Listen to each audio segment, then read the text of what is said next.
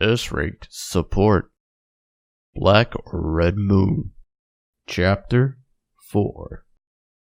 Hello, everyone, and welcome to the S-Rank Support Podcast, Constant Calibrating's brand new, or mostly brand new, Fire Emblem show.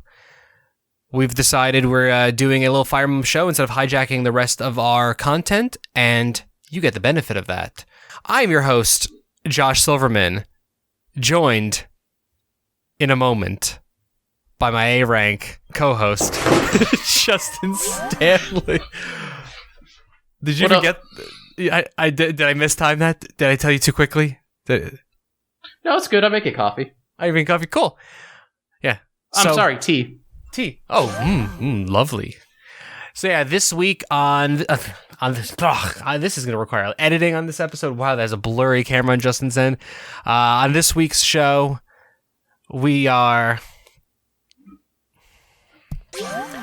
On this week's show, we are going to be tackling the remainder of the pre-time skip era of Three Houses.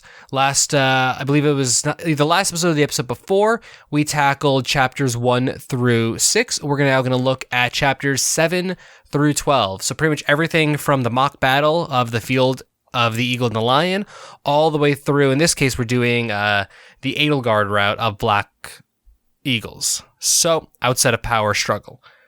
So yeah, 7 through 12, that's the plan. And yeah, so spoilers, I feel like is key here. We're just going to be going into details of everything. And yeah, I can't vamp. I'm going to wait till you get back with the coffee. The 1 week I actually remember to bring a teacup or a coffee cup is the 1 week I don't actually take it. Like there's no taking a sip on camera. I'm actually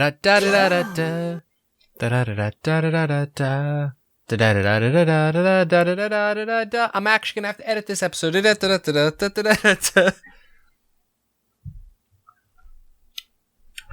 So I forgot to swap out the Keurig, so it's just pretty much just hot bean water.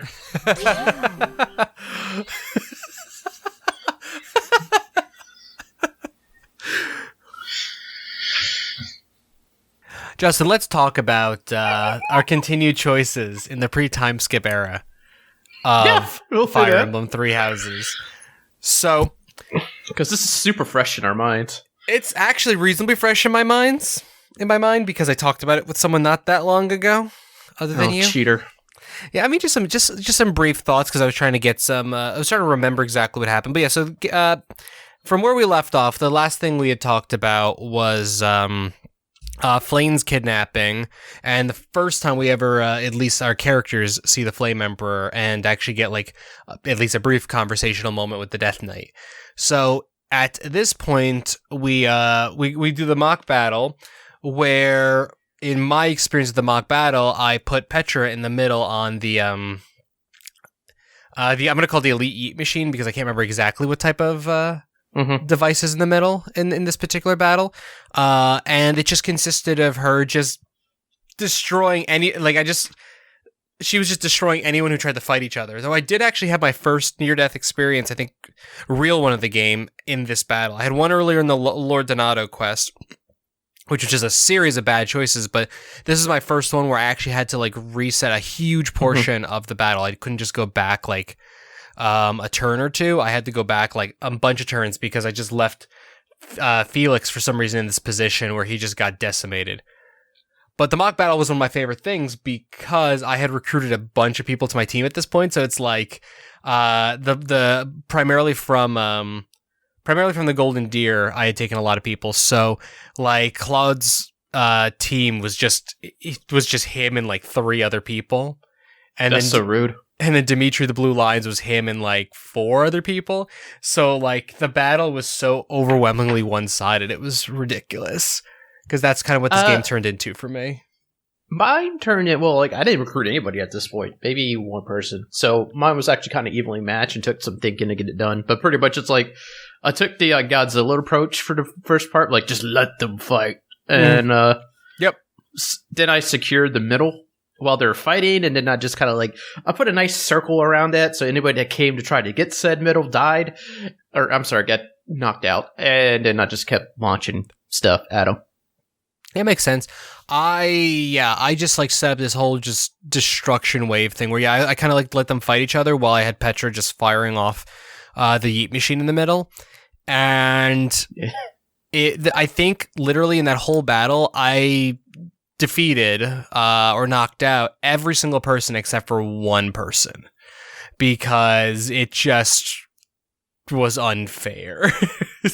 Yeah. What was going again? Also, we've talked about in the previous episodes.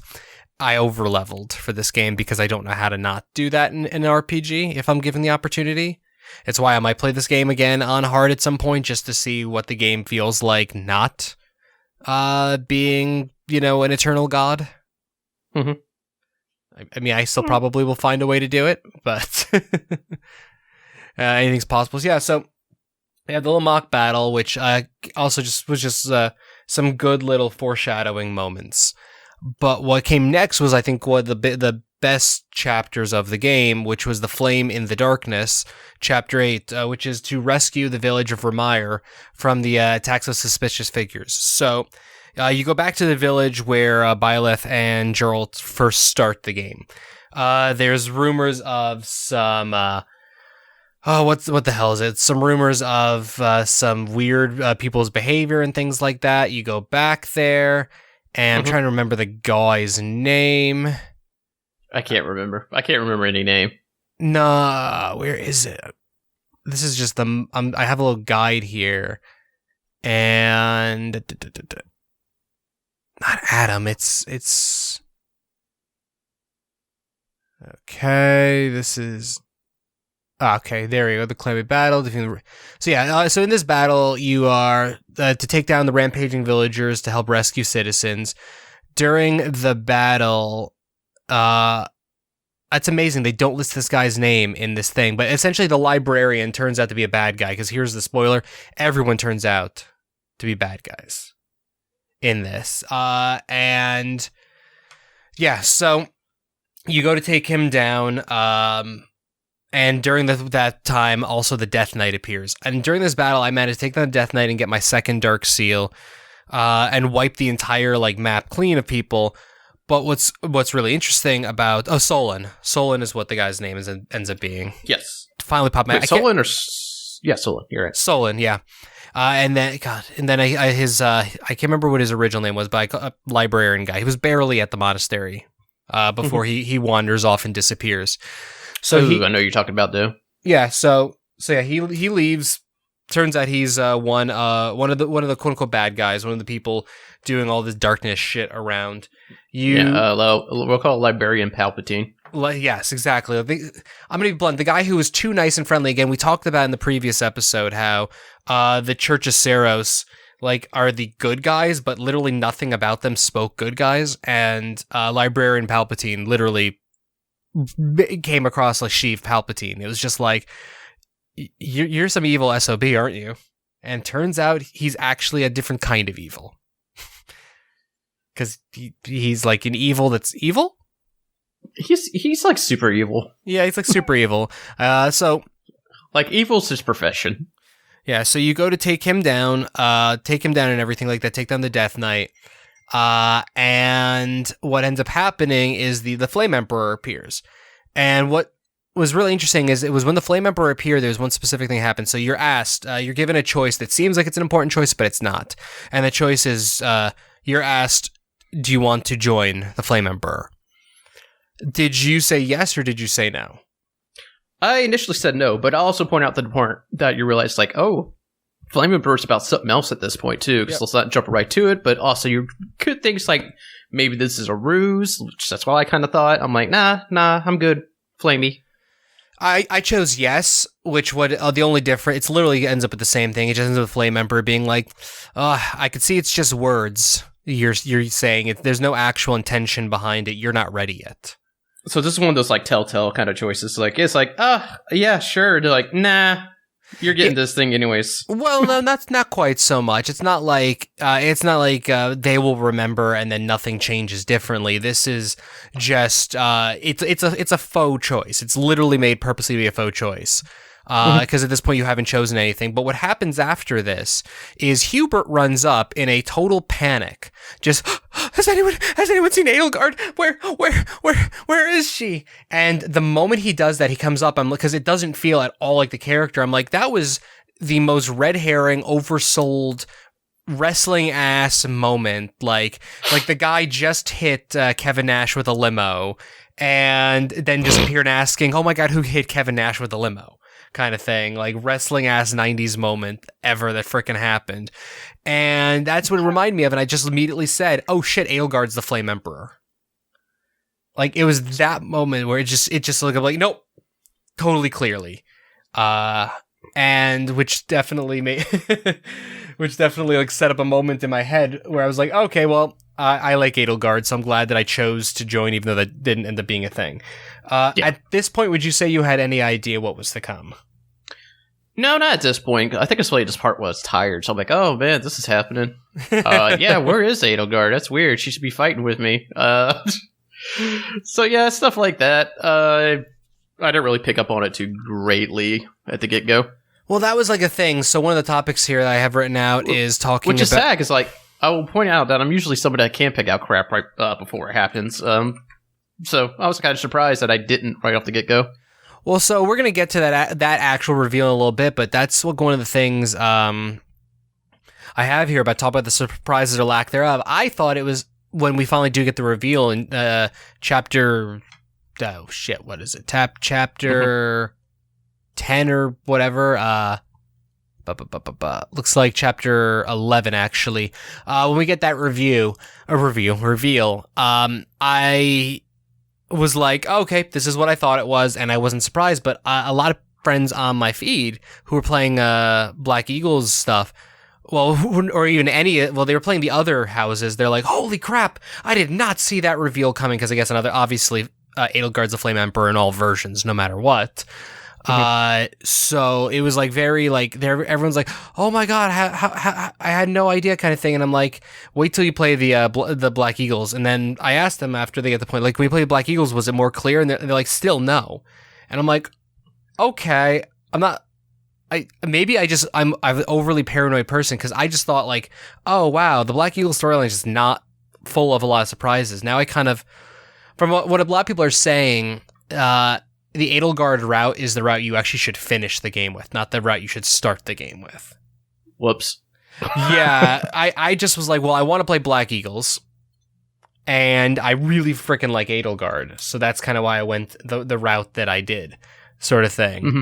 And yeah, it gives a lot more away, I guess, and it's a lot more like filling. It's like the fill in the blanks, kind of thing. So. Continuing on with there. So we have the ball, which, from what I remember, not a lot necessarily happens. A lot major enough to discuss. And where the goddess dwells. So this is where we get the reveal that people dance with people. Yeah, there's the dance thing, and I think isn't that the chapter you go up to the tower with whoever you chose to be your love interest. Mm-hmm. Which for me was Petra, because I talked to the groundskeeper, the gatekeeper, and he asked, who do you really like? And I'm like, well, I guess Petra. So Edelgard showed up for me. Oh yeah, did you talk to the gatekeeper and choose her, or was that just who showed up? I think it's just who showed up. Yeah, if you don't talk to the gatekeeper, it picks your person with your highest support. Yeah, well, that makes sense. By the way, shout out the Gatekeeper, the secretly best character in the whole game. One of the absolute best characters. It's the people who I kept seeing, like, I wasn't, like, super into the characters and the conversations, and there was no, like, I like when there's, like, minor, like, cool characters when you come across. I'm like, did you talk to the Gatekeeper? Because, like, seriously, he is just this, like, overly perky kid who is so absolutely horribly bad at his job. Oh, yeah. Because it's just constantly, wow, that was a crazy month we had last month where all the forces of evil just attacked the monastery. And it's like, yeah, you're the gatekeeper. Keep the gate. Yeah, they didn't come at the gate, I mean, well, he's like, they got in somehow. Yeah, he's also at the inner gate too. Like, what the hell, buddy? He's making some. That boy is making some choices. But we like him. Yeah, so there's then, I'm double checking. I want to make sure I got the right chapter. I'm opening up these two. I can't remember if it's 9 or 10 where it happens. So, no, I don't want the regular Academy life. Yeah, we did all of our fun things. Yeah, so it looks like... Is it this one where it happens in?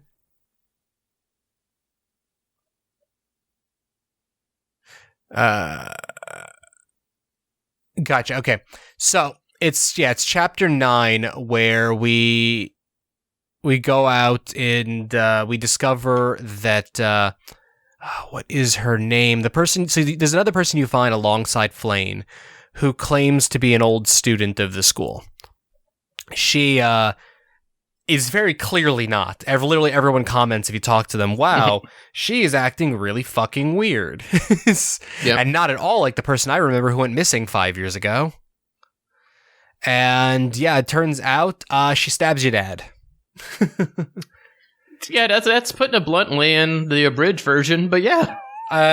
Turns out she kills your father, Geralt, and which is also still the weirdest father-child relationship in any game. It just never felt. I kept always wondering, like, how is this person a parent?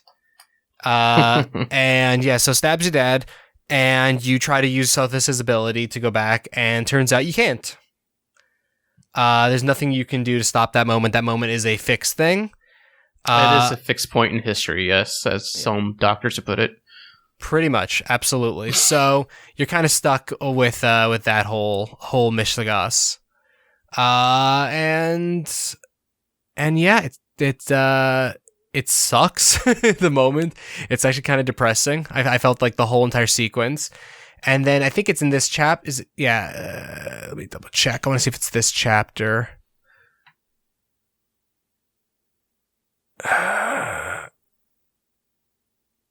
Yep.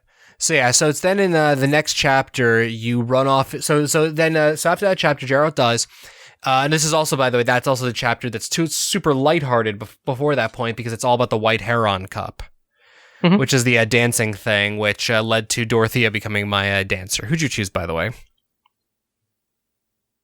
Do you remember? I think I did Edelgard again. For dancer? Is that a thing?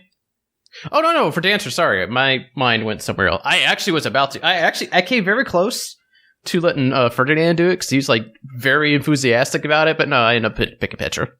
Not Petra, I'm sorry, Dorothea. Yeah, Dorothea is pretty much the best choice for Black Eagles. A lot of people were like, hey, I'm going to choose Flane, and it's like... I almost did Petra, because I'm like, didn't just be some, like, cultural diversity in here? But Dorothea made the most sense to do. Yep. Then it's the next chapter 10. Yeah, chapter 10, where the goddess dwells, where you find Geralt's wedding ring, which you can give to a companion later on. There's a lot of paralogue kind of stuff as well unlocking. But it finally ends with a split fight. Okay, so it's Monica / Kronia. That's the name. I could not remember. Because Monica is the name of the student who's found. You go run off into the woods to avenge your dad. And then you kind of get forced. There's a whole fucking explosion of a thing, and you end up in a version of the afterlife. Right? Like, I mean, that's kind of like you die more or less for a second at this point. The first time you die. Yeah. Wait, This is the first. Isn't this the chapter? This is the chapter where you first kind of you get sucked away. Sucked away to the void, kind of to the void. It seems like you're dead. Sothis bonds with you permanently, which actually, while I think that was a cool touch, I also kind of hated because then you just don't have Sothis anymore as a character. And she was like one of my favorite characters. I loved her character, and she's just gone. Completely and utterly. There's no dialogue, nothing for the entire rest of the game. But you get your Sublime Creator sword, which pretty much just makes you go from... It pretty much turns into I'm just not going to use this sword because it one-shot kills everything. And it actually made the game less fun. But you get your super fucking lime hair. Yes, you do. God, it's so limey. It's very much so. Then, yeah, you slaughter the crap out of... Well, that's after he like cuts himself out of the void with. Then yes, you use a sword. You cut yourself out of the void, and then you kill Kronya and I think Solon as well, right? Yeah, totally one-shotted before. Yeah, you just destroy both of them completely and utterly, and everyone's like, aha, very confused, and Rhea's like, oh, you have the hair of spoilers, my mother, and oh my god.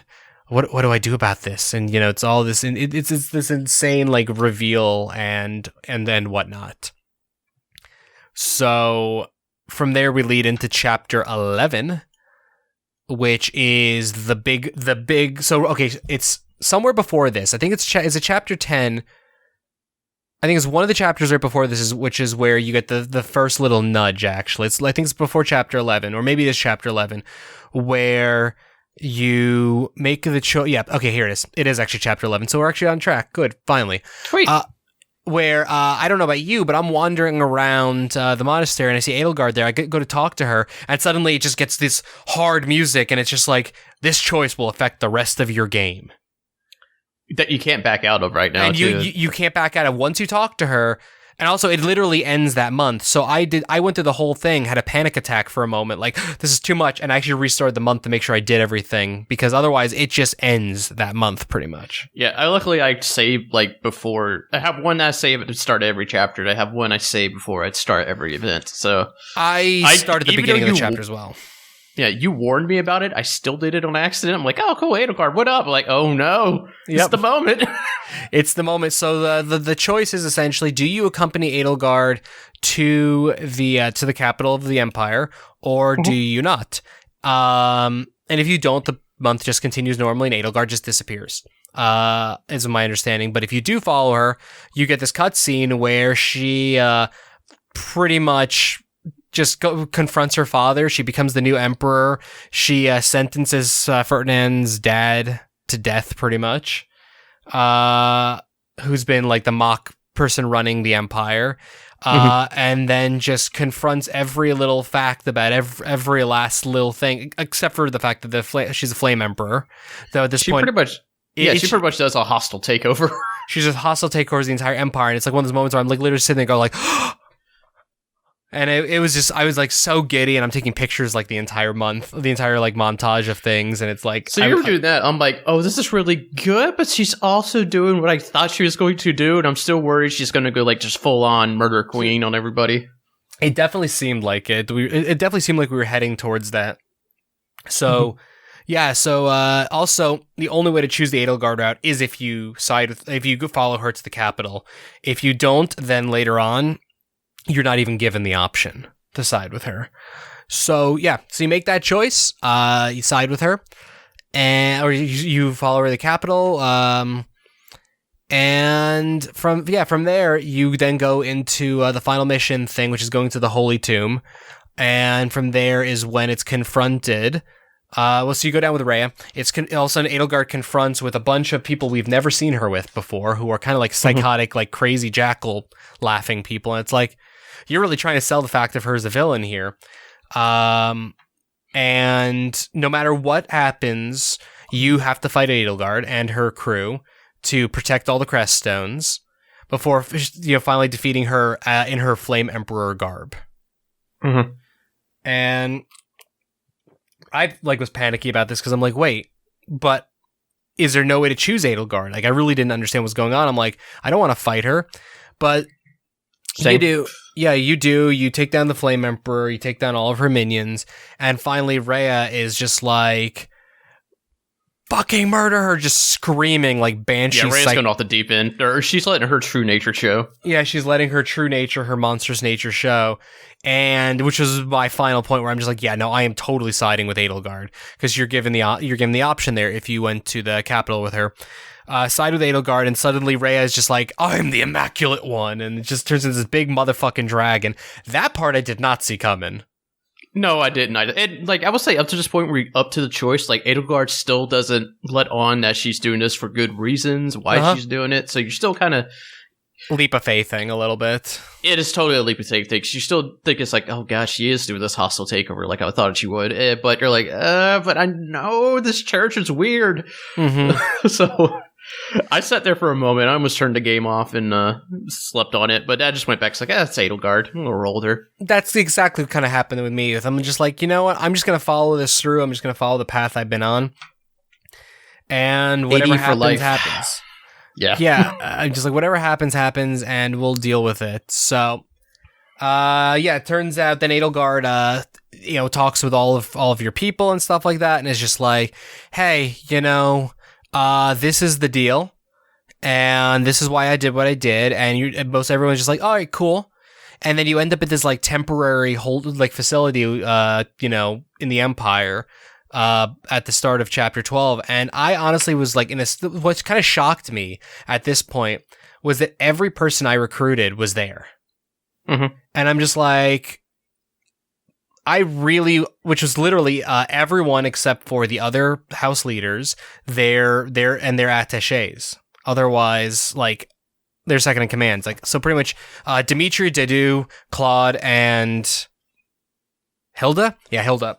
Were the only people not there of pretty much the main cast. And I was just like, okay, this is a little bit strange to me. I really felt like I feel like it's a missed opportunity in the game. I feel like you should have had to, after you recruited people from other houses, I feel like they shouldn't have sided with you. I feel like they should have just, your forces should have been reduced to your Black Eagle people and maybe like one or two higher support people from other houses. And I think otherwise everyone should have abandoned you. But you should have been given the option to recruit them later on. Like, that's kind of how I felt that whole thing should have gone, personally. It just felt awkward and a little too clean. Too clean of a thing. It felt very anime, honestly. Which is fine. It's an anime, but like I don't know, something about that just bugged the crap out of me at the time. But yeah, you're then given the mission to go storm the monastery. And that's how chapter 12 goes about, and so many mixed feelings. Yeah. So when you say mixed feelings, what do you mean? Just like, oh, you're about to go storm your home and freaking wreck it. Yeah. So you're supposed to storm through Garreg and take down Sedith, Flayn, Gilbert, and eventually take down Ray as well. Also, I never remember his damn name, but the little boy character is there protecting Ray, and Cassandra is there as well. So, it's a cool battle, though. I mean, I kind of was like really worried. I'm like, I really don't want to kill. Can I recruit these characters? And at this point, I still believe that Gilbert was somebody else, was the person who I ended up later realizing was Edelgard's uncle, because they have very similar character looks. I'm just still like thinking he's going to be uncovered during this as a bad guy. And then during the Garreg Mach battle, the Death Knight storms in, and he's a unit you don't control. But he's there, and I kept getting annoyed because he kept like killing people, and I'm like, fucker, I'm trying to get skill points for my people. Stop. Yeah, same. I'm like, I actually put a line in front of him to try to beat him out. Yeah, no, I tried to block him from getting the places. It actually like damn near screwed up some choices, not choices, but like battle stuff, and almost got my guys in danger because I was like, fucker, you stay back here. I don't trust you or anything. What bothered me really a lot about the Death Knight, from this point on, we literally never see the Death Knight again. After this battle, I figured maybe choosing the Edelgard route, holy crap, the Death Knight becomes a playable character, but you hear about the Death Knight doing shit later on in the game, but you never ever see the character again. And I'm like, again, this is one of the things that bums me out about the Edelgard route. It does feel like a fill in the plot holes from the other routes kind of thing, because what happens to this character? We never even got confirmation that Yuritsa was the Death Knight, and I'm just like, this just feels almost like a character left out of the game. Exactly. At time of recording, I don't think it's been confirmed, but leaked information shows that one of the things that you get with the season pass of the game is Yuritsa becomes playable in some routes. Which is making me feel like shit. Like, I almost don't want to start another playthrough. But at the same time, all the season pass stuff for the game doesn't release until like it doesn't finish release until like the middle of 2020. So it's like, fuck it. I'll just find out. I'll play all the routes before then, probably, theoretically, and then I'll just come back to it And I'll just do one more playthrough just to experience all the season passy stuff, maybe. Yep. Anyways, that was a little tangent. So, yeah, so you go after Ray, and then your character Byleth is killed. For all intents and purposes, it seems like the whole monastery, the Ray turns into the Immaculate One, which, for reference, up to this point, Ray was the first time where I'm like, I'm going to do my thing where I just send people in against the strong character to just get some extra skill points and stuff like that. And it turns out she could one-shot literally every single solitary character I had. Yeah. Except for Byleth. This is where I realized, like, oh, man, maybe I'm not as strong as I think I am. Uh-huh. But yeah, it was a weird fight. It was a cool fight. I'm probably getting this one mixed up with a bunch of other ones right now. Okay. But when I say a bunch of other ones, I mean just the last one. Yeah. No, I mean, all that really you're not fighting her in her Immaculate One form. Mm-hmm. You're just fighting her as Ray. You defeat her as Ray. She turns into the Immaculate One, destroys the whole area of Garreg Mach, and then your character is seemingly lost. You're in another void conversation. You take a deep sleep. You take a deep sleep, and then you wake up in some random village, and 5 years later. And that's how the time skip happens, and we'll cover what happens after the time skip on next episode.